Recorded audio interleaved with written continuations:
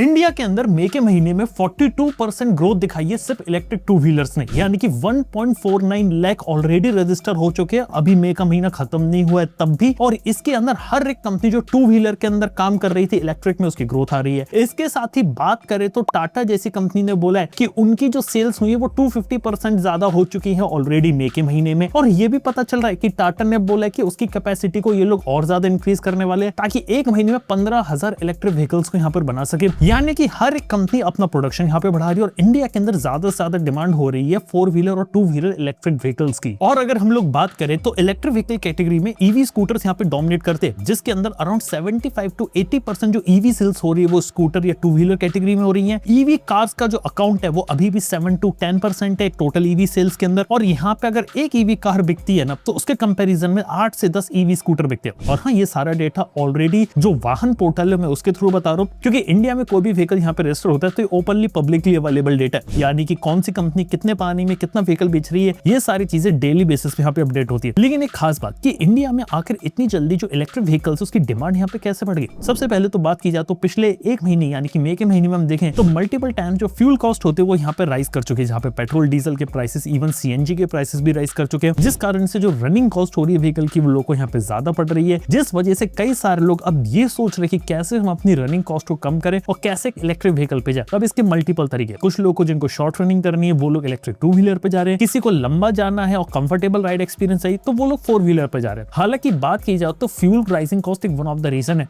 हाल ही में पता चल रहा है कि इथेनॉल ब्लेंडिंग के भी कुछ रूल्स आने वाले हैं, जिस कारण से कई सारे इथेनॉल यहाँ पे इंक्लूड किया जाएगा आपके ऑलरेडी एग्जिस्टिंग पेट्रोल के अंदर। और अगर इथेनॉल अगर आपके रेगुलर पेट्रोल में ज्यादा जाता है तो जो पुरानी गाड़ी जो पुराने इंजन पे चल रहे थे वो कहीं ना कहीं यहाँ पे डैमेज हो सकते हैं या लॉन्ग रन में उनके अंदर प्रॉब्लम आ सकती है, तो ये भी एक इशू हो सकता है। और हाँ, ऐसा नहीं है कि सारी कंपनीज ईवी के ऊपर कूद रही हैं, ऐसी कुछ रिपोर्ट्स भी आ रही है कि 1 से 2 महीने के अंदर अंदर जो फ्लेक्स फ्यूल वाली जो कार्स और 2 व्हीलर्स होते हैं वो भी आपको शायद मार्केट में देखने को मिल सकते हैं। लेकिन हाँ, आज के समय में अगर हम लोग बात करें तो ईवी 2 व्हीलर्स और 4 व्हीलर्स के यहाँ पे बोलबाला है। और अगर हम कंपनीज के बारे में बात करें, सबसे पहले इलेक्ट्रिक 2 व्हीलर्स के बारे में बात करते हैं। इंडिया के अंदर नंबर 1 पे जो कंपनी अभी भी बन के बैठी है वो है टीवीएस। टीवीएस का iQube और ऑर्बिटर यहाँ पे बहुत ज्यादा बिकता है। अफोर्डेबल सेगमेंट में ब्रांड अच्छा है, टीवीएस यहाँ बिकता है। इसके बाद बजाज चेतक, उसने रिसेंटली अपने व्हीकल्स को अपग्रेड किया, गूगल मैप्स और नए नए फीचर्स को लेकर आए हैं, मेटालिक बॉडी आती है और एक अच्छा प्रोडक्ट यहाँ पे उन्होंने डिलीवर किया। इसके साथ ही एथर एनर्जी, अगेन इंडिया में कैसा स्टार्टअप है जो तेजी से यहाँ पे राइज कर रहा है। और 4th पोजीशन पे आपकी हीरो मोटोकॉर्प की विडा आती है जो रिमूवेबल बैटरी के साथ है, और ये गाड़ी उन लोगों के लिए सूटेबल है जो लोग यहाँ पे अपार्टमेंट या हाई राइज बिल्डिंग में रहते हैं और जिन लोगों को चार्जिंग करने की दिक्कत आती है उनके पार्किंग स्पॉट के अंदर। और 5th पोजीशन पे ओला इलेक्ट्रिक है, लेकिन उनकी भी सरप्राइजिंग रिकवरी हुई है। यानी अगर हम लोग बात करें जनवरी और फरवरी उनका one of the lowest month था, लेकिन मार्च से उन्होंने ग्रोथ दिखाई है और ऑलरेडी उन्होंने अप्रैल के महीने में तकरीबन 12,000 गाड़ियां बेच दी और ये आंकड़ा में खत्म हुआ भी नहीं है और उसको वो ऑलरेडी सरपास कर चुके हैं। और अपना जो पुराना जो सर्विस रिलेटेड इश्यूज थे अब वो उन्हें भी यहाँ पे फिक्स कर रहे हैं, लेकिन अभी भी जर्नी यहाँ पे काफी ज्यादा लंबी है। लेकिन अगर हम लोग बात करें तो 2 व्हीलर कैटेगरी तो राइज इसलिए हो रही है क्योंकि उनके लिए सिंपल सी बात है कि पॉइंट ए से पॉइंट बी जाना है, वहां से अपना काम करके घूम फिर के आपको रात को यहाँ पे स्कूटर चार्जिंग पे लगाना है। यही सिंपल तरीका है। और घर के अंदर आप किसी भी चार्जर से चार्ज कर सकते हैं, बस आपको 3 पिन का सॉकेट चाहिए, आपको अलग से कोई बिजली का काम नहीं करवाना। और इस सिंप्लिसिटी वाली चीजें जिस कारण से इंडिया में इसका प्राइस यहाँ पे देख रहे हैं, स्पेशली कई सारे जो गिग इकोनॉमी के वर्कर्स है जैसे ब्लिंकिट हो गया, स्विगी जोमेटो हो गया, वो भी यहाँ पे इनका काफी ज्यादा यूज कर रहे हैं, जिस वजह से ये जो कैटेगरी होती है इलेक्ट्रिक 2 व्हीलर्स की यहाँ पे ज्यादा से ज्यादा राइज कर रहे हैं और आज के समय में लोग खरीद रहे हैं। लेकिन हाँ, अगर आप इसे कंपेयर करेंगे पेट्रोल 2 व्हीलर से तो अभी भी पेट्रोल 2 व्हीलर से थोड़ा पीछे है, और जिसके अंदर लोग आज के समय में रिलायबिलिटी वगैरह भी चाहते तो ये भी एक चीज है जिस कारण से लोग राइज कर रहे हैं। लेकिन वहीं बात करें 4 व्हीलर वाली कैटेगरी तो वो भी काफी इंटरेस्टिंग है। अगर हम लोग इंडिया में बात करें तो इंडिया में नंबर 1 इलेक्ट्रिक व्हीकल की जो कंपनी वो आज के समय में टाटा है। टाटा की खास बात है कि सबसे ज्यादा गाड़ियां बेचती है और उनकी जो रिसेंटली लॉन्च टियागो ईवी है वो one of the most affordable EV होती है इंडिया में। और यहाँ तक की बात करें तो टाटा की नेक्सॉन ईवी आती है, कर्व ईवी आती है, पंच ईवी भी देखने को मिलती है और प्रीमियम में उनकी हैरियर ईवी भी आती है। और एक सिंपल सी बात देखिए मैंने टाटा के साथ, टाटा हर गाड़ी का अपना एक आइस वाला वर्जन यानी कि पेट्रोल वर्जन भी बनाती है, उसी गाड़ी का डीजल भी बनाती है, उसी गाड़ी के अंदर मॉडिफिकेशन करके उसका एक यहाँ पे आप इलेक्ट्रिक व्हीकल वर्जन भी यहाँ पर देखने को मिलता है। यानी कि एक गाड़ी का ये लोग इलेक्ट्रिक व्हीकल भी बना रहे और एक आइस पावर्ड व्हीकल भी बना रहे, जिस कारण से उनके लिए स्मार्टनेस ये हुई कि जल्दी से जल्दी कम से कम R&D करके कॉस्ट बचा के लोगों को जल्दी से जल्दी डिलीवर दिया जा सके। इसके साथ टाटा यहाँ पे अपने टाटा पावर चार्जिंग इंफ्रास्ट्रक्चर पे भी काम करता है और भी मल्टीपल जगह से काम करता है। इवन टाटा के अंदर एक और ब्रांड ओपन किया उन्होंने अगरतास, जो आज के समय में गीगा फैक्ट्री बिल्ड कर रहे हैं, जिस कारण से फाइनली जो टाटा व्हीकल्स के अंदर जो सेल्स होते हैं वो आपको इंडिया में बनते हुए देखने को मिलेंगे। क्योंकि आज भी देखा तो मेजॉरिटी कंपनीज जो कॉर्पोरेट कर रही है इंडिया में, उनके जो सेल्स होते हैं बैटरी के वो मेजरली यहाँ पे इंपोर्ट किए जाते हैं। चाइना या कोरियन से। जैसे की बात करें महिंद्रा एंड महिंद्रा का एग्जांपल है, महिंद्रा एंड महिंद्रा के अंदर जो बैटरी यूज की जाती है वो BYD की बैटरीज है। पिछले महीने तकरीबन 5000 कार्स को बेचा उन्होंने। उनकी कार्स की स्पेशलिटी की वो बॉर्न इलेक्ट्रिक व्हीकल कैटेगरी के अंदर आते, यानी कि उनकी जो कार्स रहती है ना वो यहाँ पे ऑलरेडी सिर्फ ईवी प्लेटफॉर्म के लिए बनाई गई है। उसका कोई भी आइस या पेट्रोल डीजल वाला पार्ट देखने को नहीं मिलता। इवन XEV9 XEV9S में उन्होंने निकाला और इस साल सुनने में है कि BE7 भी ये लोग निकाल सकते हैं। लेकिन हाँ, उनकी जो कार्स है ना महिंद्रा की, वो प्रीमियम कैटेगरी की कार्स है। देखने में आपको लगता है कि साइबर ट्रक से जो इंस्पिरेशन ली है वो यहाँ देखने को मिलती है, लेकिन हाँ overall international design, international appeal देखने को मिलती है। और हाँ, ईवी कार्स के ऊपर जब इंसान यहाँ पे ट्रांजिशन ले रहा है, स्पेशली इंडियन कंज्यूमर, तो यहाँ पे बेटर फीचर्स की डिमांड कर रहा है। जैसे कि एडास जैसा feature one of the priority हो गया। लोगों को सनरूफ या मून रूफ कहते हैं वो यहाँ पे चाहिए। लोगों को यहाँ पे प्रॉपर बड़ी से बड़ी टच स्क्रीन चाहिए। यहाँ पे डॉल्बी एटमॉस का साउंड सिस्टम चाहिए। इस तरीके कई सारे फीचर्स चाहिए जिससे जो कार होती है फ्यूचरिस्टिक लगे, और ईवी कार को ऐसे ही यहाँ पे बेचा जा रहा है। हालांकि बात की जाए तो इंडिया में जिस कंपनी की सबसे ज्यादा हाइप थी इलेक्ट्रिक व्हीकल कैटेगरी में, उसकी सेल्स सुनोगे तो आप हैरान हो जाओगे। मैं बात कर रहा हूँ टेस्ला की। टेस्ला की ओवरऑल इंडिया के अंदर अप्रैल के महीने में सिर्फ 41 सेल है, सिर्फ 41 गाड़ियां बिकी उनकी। और टेस्ला ने हाल ही में प्लान किया कि इंडिया में हम थोड़ा डिस्काउंट देंगे अपनी व्हीकल को मॉडल वाई का, और हाल ही में मॉडल वाई का एक और यहाँ पे मॉडल उन्होंने यहाँ पर निकाला था।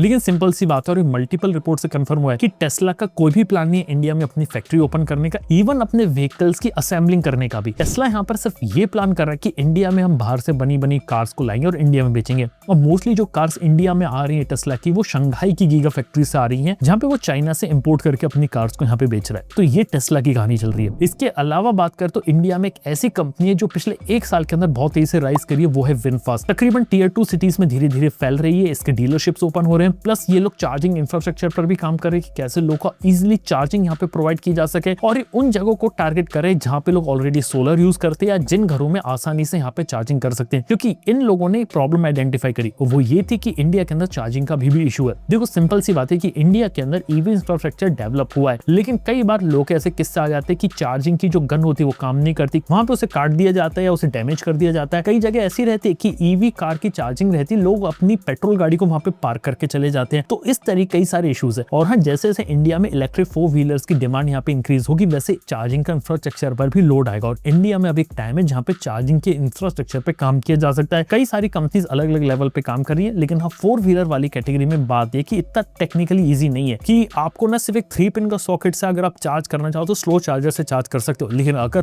फास्ट चार्जर चाहिए तो आपको जो लाइन होती है ना वो थोड़ी तरीके से यहाँ पे लेने की जरूरत पड़ सकती है। हालांकि बात कर तो कई सारे लोग इसे हाईवे पे भी यूज करते हैं। कई सारे लोग मैंने देखा है कि एक शहर से दूसरे शहर जाते हैं और 2-3 दिन के लिए भी इसे यूज करते हो। कई लोग बड़ी बड़ी लंबी रोड ट्रिप भी करते हैं। हालांकि उस केस में बात की जाए तो लोग यहाँ पे देखा जाए ना तो थोड़ा सा यहाँ पे कतराते और ये भी सोचते हैं कि किस तरीके से हम प्लान आउट करें अपनी जर्नी, कैसे कि आसानी से हम अपनी गाड़ी को यहाँ पे चार्ज कर पाए। तो यार ये चीज भी चल रही है। लेकिन हाँ, विनफास्ट की जो कार्स हैं जैसे कि उनकी VF7 वाली कार से काफी ज्यादा अफोर्डेबल भी है, प्लस उनके अंदर वैल्यू फॉर मनी का पर्सपेक्टिव भी है, जिस कारण से आज के समय में इंडिया में बात करें तो 4th मेजर कंपनी बनते हैं, क्योंकि इन्होंने काफी अच्छे तरीके से इंडिया में ग्रो कर रहे हैं। और रिसेंटली ये भी सुनने में आया विनफास्ट का कि ये लोग अपनी ईवी कैब सर्विस को भी लॉन्च करने वाले हैं, जिसके अंदर दिल्ली NCR के अंदर ये लोग शायद अपनी ईवी की जो कैब रहेगी ना वो रहेंगे, यानी कि अपना खुद का ऑपरेटर्स रखेंगे, खुद की फ्लीट्स रखेंगे, खुद की कार्स होंगी, जैसा कुछ एक जमाने में ब्लू स्मार्ट जैसी कंपनी का हुआ करता था। और उन खुद की बनाई हुई ईवी कार्स अब उनकी चलेगी तो शायद उनको फ्री में मार्केटिंग वगैरह मिलेगी। हालांकि विनफास्ट के साथ बात है कि उनकी इस समय खुद की फैक्ट्री है, खुद वो अपनी गाड़ियां बना रहे, ऐसा नहीं टेस्ला जैसे कि बाहर से लेके सीधे बेच रहे हैं। तो ये विनफास्ट ने तो यहाँ पे काम किया और ये चीज उनकी सेल्स वगैरह में दिख रही है। अब देखते हैं कि आने वाले फ्यूचर में क्या रहता है। और हाँ, रीसेंट रिपोर्ट से भी पता चला था कि जो विनफास्ट है वो आज के समय में अपने इलेक्ट्रिक स्कूटर कैटेगरी में आने वाली है, लेकिन उसके अंदर भी इंटरेस्टिंग बात पता चली, ये स्कूटर जो रहेंगे ना वियतनाम से इंपोर्ट करके लाएंगे, उसके पार्ट्स को यहाँ पे असेंबल किया जाएगा। ऐसा नहीं कि इंडियन मार्केट के लिए कुछ अलग टाइप का प्रोडक्ट ये लोग डेवलप करें। अब इंडिया में ऑलरेडी TVS होगी, बजाज है, एथर है, इन कंपनी से कैसे टक्कर ले पाएगी विनफास्ट के इलेक्ट्रिक स्कूटर, ये देखने वाली बात है। इसके अलावा बात करें तो JSW की जो MG मोटर्स की कार्स हैं वो काफी पॉपुलर है। जैसे कि बात करें तो उनकी one of the most affordable एक ईवी कार आई थी जिसका नाम यहाँ पे MG कॉमेट था, और MG कॉमेट के बाद इन्होंने जब से MG विंडसर निकाली थी तो उसको वहां पे काफी ज्यादा सक्सेस देखने को मिली। उसका वन ऑफ द रीजन था क्योंकि उन्होंने ना नेल कर दिया, उन्होंने रेंज निकाल दी 300-350 किलोमीटर का एक स्वीट स्पॉट है। गाड़ी स्पेशियस होनी चाहिए, कंफर्टेबल होनी चाहिए, फीचर्स होने चाहिए, प्लस वो बैटरी एज अ सर्विस ले। और बैटरी एज अ सर्विस एक ऐसी चीज थी जिसका इंपैक्ट इंडस्ट्री पे इतना पड़ा कि हर दूसरी company battery as a service include करने लगी अपनी गाड़ी के अंदर। यानी कि कार आपको खरीदनी है, बैटरी की कॉस्ट आपसे स्टार्टिंग में नहीं ली जाएगी, उसके बाद जितना आप यूज करोगे उसके हिसाब से बैटरी का हम लोग अलग से चार्ज करेंगे, क्योंकि गाड़ी की EMI तो जाती है और उसी EMI में एक एक एक्स्ट्रा ओवर यहाँ पे चले जाएगा। तो इस तरीके से बैटरी एज अ सर्विस लाए, और आज के समय बैटरी एज अ सर्विस एक ऐसी चीज है जिसका यूज टू व्हीलर कैटेगरी में भी किया जाता है, और हर दूसरी company battery as a service निकालती है, क्योंकि जिस कारण से कार की जो अपफ्रंट कॉस्ट होती है वो यहाँ पे काफी रिड्यूस हो जाती है। और MG का प्लान है कि इंडिया में और भी कार्स को लेकर आ जाए। लेकिन हाँ, MG की कार्स के बारे में बता देता हूँ। JSW इंडियन कंपनी है, लेकिन जो पेरेंट कंपनी है इसकी वो है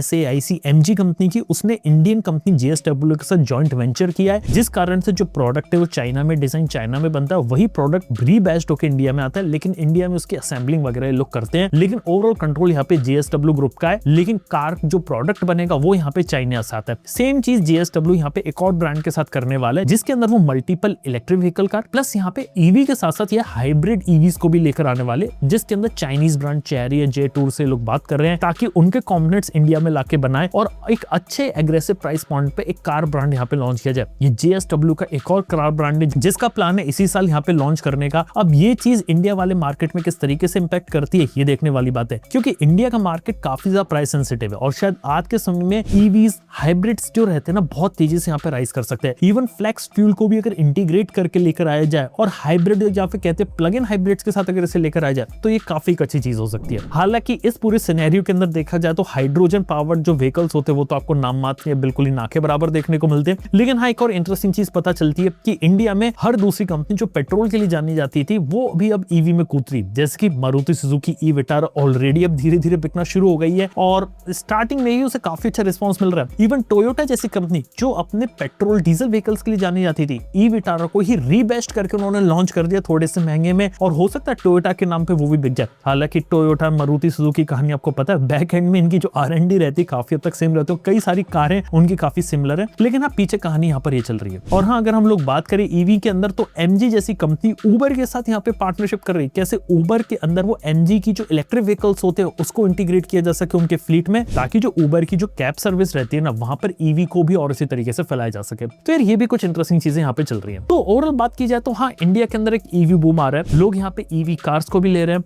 हर एक कंपनी की सेल्स यहाँ पे ग्रोथ हो रही है। लॉन्ग रन में पता चलेगा कि रिलायबिलिटी कैसी है, ब्रांड नेम कैसा है, सर्विस क्वालिटी कैसी है, इसी के साथ ही चीजें पता चलेंगी। और आपको बता सकता हूँ कि आने वाले 6 महीने में आप 2 व्हीलर कैटेगरी, 4 व्हीलर कैटेगरी में मल्टीपल EV या प्लग इन हाइब्रिड्स को लॉन्च होते हुए देखेंगे। और ये भी देखने वाली बात होगी फ्लेक्स फ्यूल के साथ यहाँ पे कौन कौन से व्हीकल्स यहाँ पे मार्केट में आते हैं। तो यार ये भी काफी इंटरेस्टिंग चीजें हैं, काफी कुछ यहाँ पे मार्केट में चल रहा है और इंटरेस्टिंग चीजें हो रही है। सारी बातें मैंने आपके साथ शेयर करी। बाकी आप लोग का EVs आज के समय में क्या ओपिनियन है, क्या लेने का सोच रहे हो या ऑलरेडी ओन करते हो, तो यार अपनी जो बात है नीचे कमेंट बता सकते हो। थैंक यू बने रहने के लिए। मैं आपसे मिलता हूँ अपने नेक्स्ट वीडियो के अंदर। Good bye.